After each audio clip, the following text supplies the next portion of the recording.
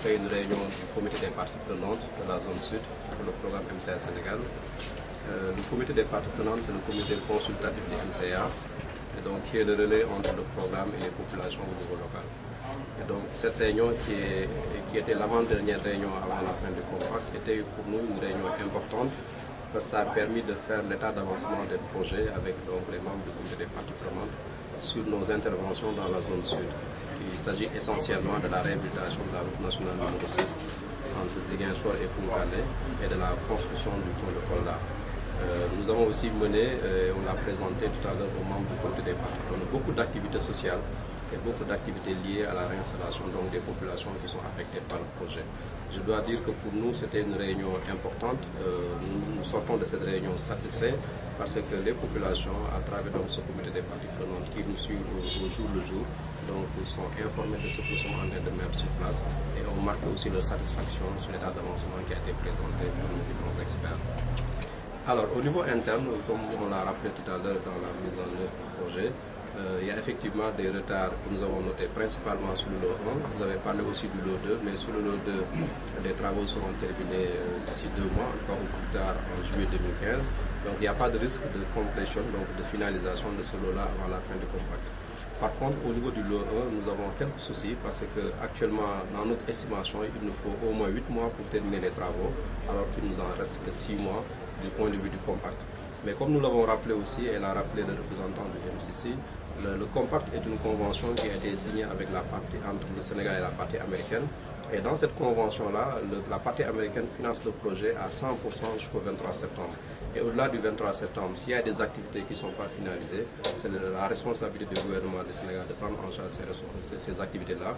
Et nous avons travaillé avec les services concernés pour qu'au-delà du 23 septembre, que les travaux puissent se finaliser et terminer donc à bonne date. Alors, dans la mise en œuvre du projet, nous avons un important volet environnemental et social qui accompagne les populations parce que quand nous avons fait les études, nous avons identifié l'ensemble des services sociaux de base, notamment les infrasociales de base qui sont de part et d'autre de la route nationale donc à 50 mètres, donc sur une bande de 100 mètres, de pouvoir régler l'ensemble des questions environnementales que nous avons rencontrées sur ces infrasociales de base, notamment la clôture des écoles, la clôture des postes de santé. Et je dois dire que c'est vraiment un important volet. Et comme on l'a vu tout à l'heure, plus de 1,8 milliard ont été injectés sur ces activités-là. Nous avons aussi reçu beaucoup de demandes parce que, par exemple, sur l'exemple du lot 1, nous avions identifié que 4 écoles. Mais les demandes nous ont amenés à réaliser plus de 21 écoles aujourd'hui.